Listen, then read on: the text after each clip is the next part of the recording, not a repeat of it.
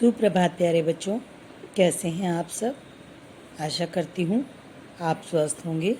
बच्चों, पिछली वीडियो में हमने अपना पार्ट 3 कंप्लीट किया था, यानी कि पूरा किया था। आज की वीडियो में हम अपना पार्ट 4 शुरू करने जा रहे हैं। हमारे आज के पार्ट का नाम है एक बूंद। क्या नाम है बच्चों हमारे पार्ट का? एक बूंद, जो कि एक कविता है। ये कविता किसके द्वारा लिखी गई है बच्चों? ये कविता अयोध्या सिंह उपाध्याय हरिओद जी द्वारा लिखित है। किसके द्वारा? अयोध्या सिंह उपाध्याय हरिओद जी द्वारा। बच्चों, ये एक हिंदी के बहुत ही प्रसिद्ध कवि हैं। ठीक है, हमें इस पाठ में क्या करने की प्रेरणा मिलती है? हमें जीवन में कुछ नया करने और आगे बढ़ने के लिए प्रोत्साहित करती है ये कविता। तो इसमें एक बूंद एक छोटे से बच्चे की तरह होती है। अगर निर्भयता से यानी बिना डरे वो आगे बढ़े तो जीवन में कुछ भी प्राप्त कर सकता है, या जो डरता या हिचकता रहता है वही अपनी जगह पर वहीं का वहीं खड़ा रह जाता है और वहीं पर खड़ा खड़ा वो समाप्त हो जाता है, यानी कि वो जीवन में कुछ नहीं कर पाता अपने। ठीक है बच्चों, तो हमें भी अपने जीवन में एक बूंद की तरह हौसला करके आगे बढ़ना चाहिए और अपनी आवश्यकताओं की पूर्ति करनी चाहिए। चलिए अब हम स्टार्ट करते हैं अपना पाठ आज की कविता एक की बूंद। एक बूंद जो निकलकर बादलों की गोद से थी, अभी एक बूंद कुछ आगे बढ़ी, सोचने फिर यही जी में लगी, आह क्यों घर छोड़कर मैं यूं कढ़ी। देखो इसमें हम कैसे पढ़ेंगे, स्टार्ट इसको कैसे करेंगे। प्रस्तुत पंक्तियाँ हमारी हिंदी की पाठ्य पुस्तक उड़ान की एक बूंद नामक कविता से ली गई हैं।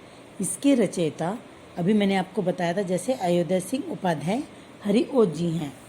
ये तो हमारा हुआ संदर्भ। अब जब हम प्रसंग लिखते हैं तो प्रसंग में क्या लिखते हैं? इन पंक्तियों के माध्यम से कवि एक बूंद की मनोदशा का वर्णन कर रहे हैं कि एक बूंद के मन में क्या क्या चल रहा था जब वो बादलों को छोड़कर बाहर निकलती है। ठीक है बच्चों, क्या था इसमें? अब हम इसको व्याख्या करेंगे, यानी कि इसको पढ़कर देखेंगे क्या है इसमें, समझेंगे इसको। जैसे ही कहते जो मतलब जैसे ही निकलकर बादलों की गोद से थी, अभी एक बूंद कुछ आगे बढ़ गई। तो बाद जो एक बूंद के बारे में है बच्चों, ये बूंद है आपके सामने, देखिए यहाँ पर ये बनी हुई है। ये बूंद जैसे ही बादलों से निकलकर अभी थोड़ी सी आगे निकलती है तो अपने मन में कुछ सोचने लग जाती है, क्यों मैं घर छोड़कर अपना यूं कढ़ी। कढ़ी का मतलब क्या होता है बच्चों? निकला। अरे मैं अपना घर छोड़कर इस तरह से क्यों निकल गई। ये कौन सोचता है अपने मन में? एक छोटी बूंद सोच रही है। देव मेरे, इसी तरह हम दूसरा पैराग्राफ शुरू करेंगे। देव मेरे भाग्य में है क्या बदा, मैं बचूंगी या मिलूंगी धूल में, या जलूंगी गिर अंगारे पर किसी, चू पड़ूंगी या कमल के फूल में। देव को किसको कहते हैं बच्चों? भगवान को। वो देव भगवान से कहते हैं, देव मेरे हे ईश्वर मेरे भाग्य में क्या बदा, यानी क्या लिखा हुआ है। मैं बचूंगी या धूल यानी कि मिट्टी में मिल जाऊंगी, या जल जाऊंगी और जलकर किसी अंगारे पर गिर जाऊंगी, या फिर चू पड़ूंगी कमल के फूल में, यानी कि एक मोती से की तरह गिरकर मैं कमल के फूल में गिर जाऊंगी। समझ में आया बच्चों आपको? थर्ड पैराग्राफ हमारा क्या है? बह गई उस काल एक ऐसी हवा, बह गई उस काल एक ऐसी हवा, वह समंदर और आई अनमनी, एक सुंदर सीप का मुंह था खुला, वह उसी में जा पड़ी मोती बनी। तो इसमें भी बच्चों हमारा यही है। प्रस्तुत पंक्तियाँ हमारी हिंदी की पाठ्य पुस्तक उड़ान के एक बूंद नामक पाठ से ली गई हैं। इसके कवि अयोध्या सिंह उपाध्याय हरिओद जी हैं।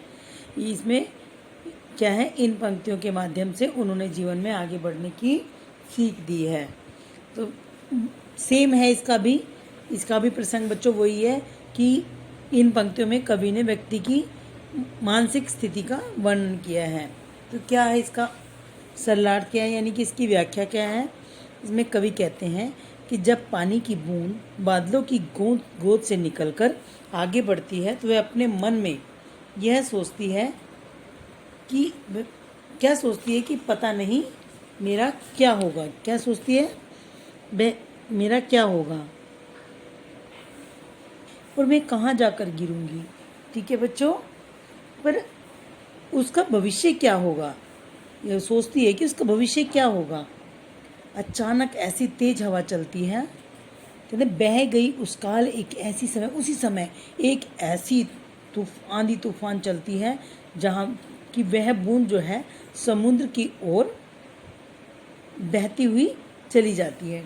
ठीक है बच्चों, और उसी की किस्मत के कारण कहते एक सुंदर सीप का था मुंह खुला, वह उसी में जा पड़ी मोती बनी। कि भाग्यवश उसी समुद्र में एक सीप का मुंह खुला हुआ था जिसमें गिरकर वह क्या बन गई थी बच्चों, मोती बन गई थी। ठीक है, मोती कौन बन गई थी, बूंद बन गई थी।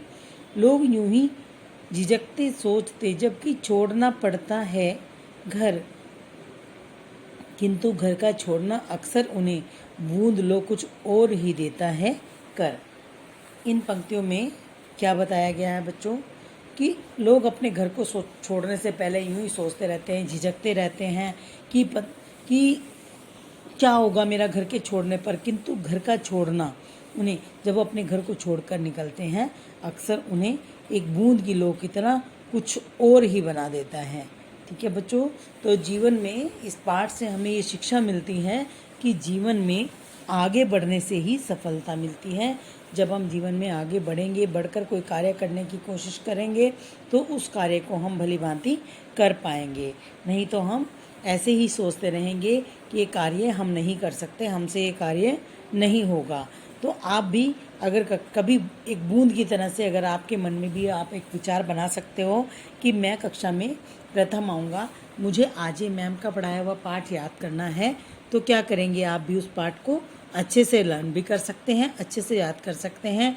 और जब आपके एग्ज़ाम में वो क्वेश्चन आएगा तो आप उस क्वेश्चन का आंसर भी बहुत अच्छे तरीके से दे सकते हैं, क्योंकि आप अपने मन में अगर एक लक्ष्य बनाकर चलेंगे कि मुझे कोई डॉक्टर बनना है, इंजीनियर बनना है या टीचर बनना है, ये तभी संभव है जब आप अपने मन में एक निश्चित कर लेते हैं कि मुझे ये काम करना है।